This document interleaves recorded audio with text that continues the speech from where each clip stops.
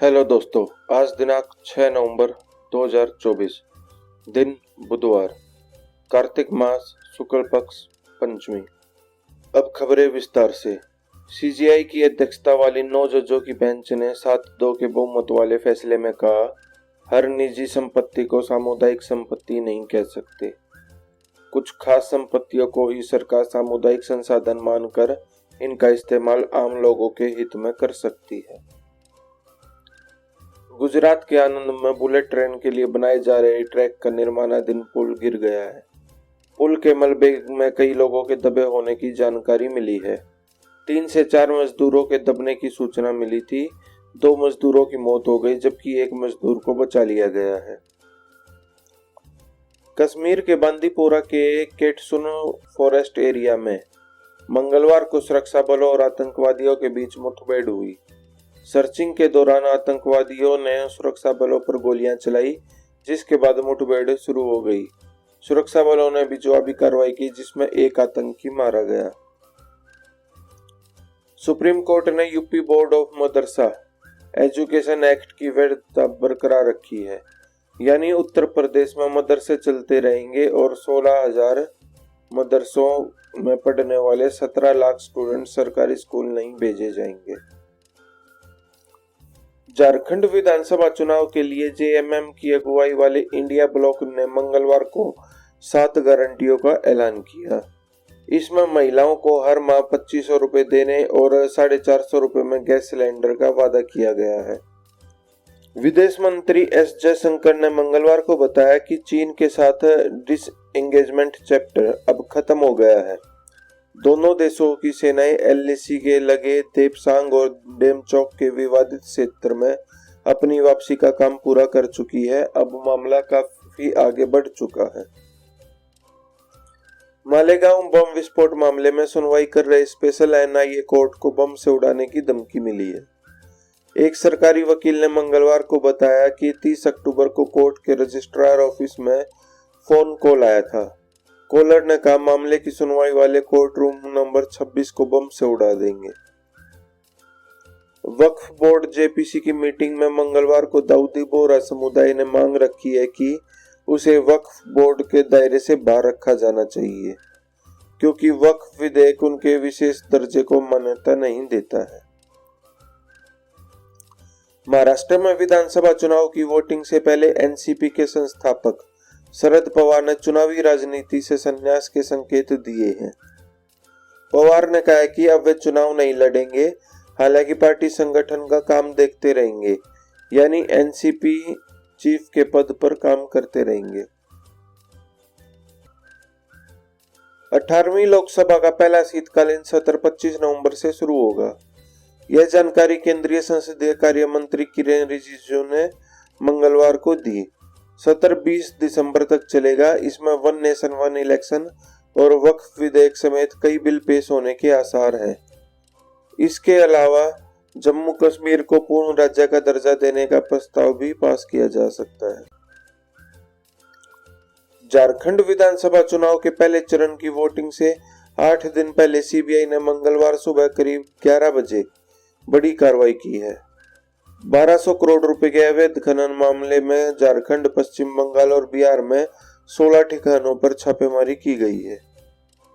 कांग्रेस अध्यक्ष मल्लिकार्जुन खड़गे ने मंगलवार को यूपी सीएम योगी आदित्यनाथ के जब भी बटे हैं बेरहमी से कटे हैं बयान पर कहा कि बांटने वाले भी तुम हो और काटने वाले भी तुम हो। खड़गे ने कहा कि ये बीजेपी आरएसएस का एजेंडा है। जब तक आप उनका एजेंडा नहीं तोड़ेंगे वो आपका शोषण करते रहेंगे। सरकार ने सोमवार को कहा कि फ्लाइट में पैसेंजर्स वाईफाई के माध्यम से इंटरनेट सर्विस का इस्तेमाल तभी कर पाएंगे जब विमान इंडियन एयर स्पेस में 3000 मीटर की ऊंचाई पर पहुंचने के बाद उसमें इलेक्ट्रॉनिक डिवाइस इस्तेमाल की अनुमति दी जाएगी। दिवंगत एक्टर सुशांत सिंह राजपूत के हाउस हेल्प रहे सैमुअल मिरांडा को सुप्रीम कोर्ट से बड़ी राहत मिली है। कोर्ट ने 10 अप्रैल के लुकआउट सर्कुलर को रद्द करने के बॉम्बे हाई कोर्ट के फैसले को बरकरार रखा है। साथ ही केंद्र की उस अपील को खारिज कर दिया। पाकिस्तान में लगातार बढ़ रहा प्रदूषण हरियाणा और पंजाब की हवा खराब करेगा। 2 दिन पहले लाहौर का एयर क्वालिटी इंडेक्स 1700 के आसपास था। मंगलवार 5 नवंबर सुबह भी लाहौर का AQI 666 दर्ज किया गया। अगर हवा का रुख बदलता है तो भारत के इन दोनों राज्यों में दिक्कत बढ़ेगी, हरियाणा एंड पंजाब में। जल जीवन मिशन में हुए घोटाले को लेकर एंटी करप्शन ब्यूरो ने पूर्व मंत्री महेश जोशी समेत 22 लोगों के खिलाफ FIR दर्ज की है। पाकिस्तान में आर्मी चीफ के कार्यकाल को अब 3 साल से बढ़ाकर 5 साल कर दिया गया है। पाकिस्तान की सरकार ने सोमवार को कानून में यह संशोधन किया। इसी के साथ मौजूदा army chief general Asim Munir भी अब 2027 तक पद पर कायम रहेंगे। मालदीव ने पाकिस्तान में मौजूद अपने हाई कमिश्नर मोहम्मद तोआ को वापस बुलाने का ऐलान किया है। दरअसल तोआ ने 1 नवंबर तोआ को इस्लामाबाद में तालिबान के डिप्लोमेट सरदार अहमद साकिब से मुलाकात की। कनाडा के ब्रैम्पटन में हिंदू सभा मंदिर के बाहर खालिस्तानी समर्थकों के प्रदर्शन में शामिल होने वाली एक पुलिस अधिकारी को सस्पेंड कर दिया गया है। CBS न्यूज के मुताबिक हरिंदर सोई नाम का व्यक्ति पील रीजनल पुलिस टीम में अधिकारी के पद पर है। अमेरिका में 47वें राष्ट्रपति चुनाव के लिए मंगलवार को भारतीय समय के मुताबिक शाम 4 बजे वोटिंग शुरू हो गई। 6 नवंबर यानी बुधवार को सुबह 9 बजे तक लगभग सभी 50 राज्यों में वोटिंग पूरी हो जाएगी। राज्यों में मतदान खत्म होते ही गिनती भी शुरू हो जाएगी। पंजाब के मोहाली में DAP और अन्य उर्वरक की कालाबाजारी, बढ़ी हुई कीमत वसूली और टैगिंग जैसे अनियमितताओं को रोकने के लिए मोहाली की डिप्टी कमिश्नर आशिका जैन ने सख्त निर्देश जारी किए हैं।